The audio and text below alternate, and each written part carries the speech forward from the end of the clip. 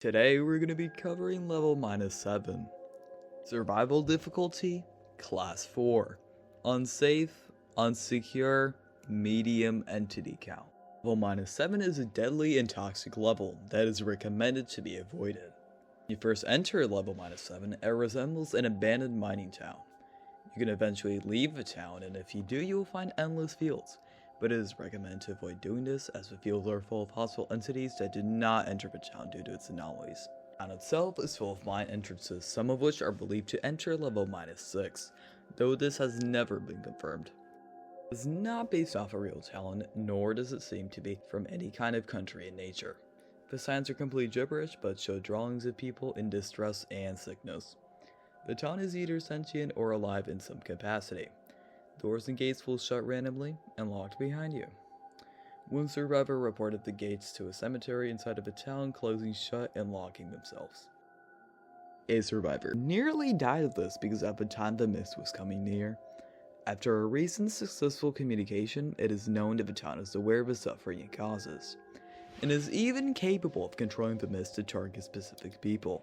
In the center of the town there is a factory which is highly radioactive in nature. It has never been possible to enter the factory, as its toxicity and radiation will kill you first.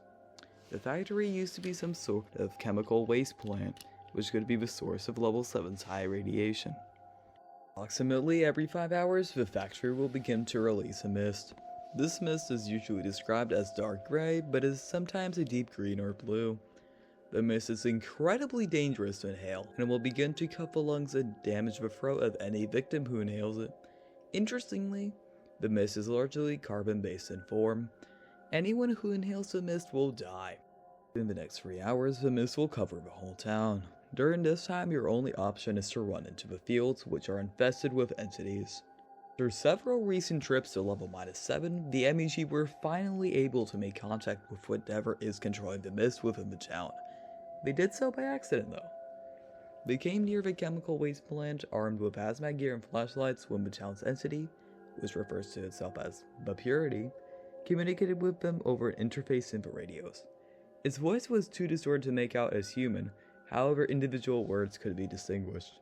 I am Purity. What are you? How are you communicating with us?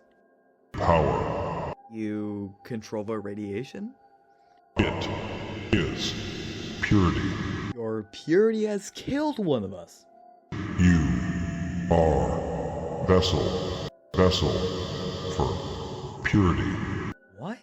Vessel for power. After displaying the factory emitted a blast of radiation that corroded the hazmat gear of the MGHC. They escaped, but died of a shortened lifespan within the next year. Bases, outposts, and communities. There are no known bases, outposts, or communities in this level. Entrances and exits. Entrances. There are several ways to enter level -7. Traveling too far into level 10, escaping level -6, or using one of the doors in level -1 may take you to this level.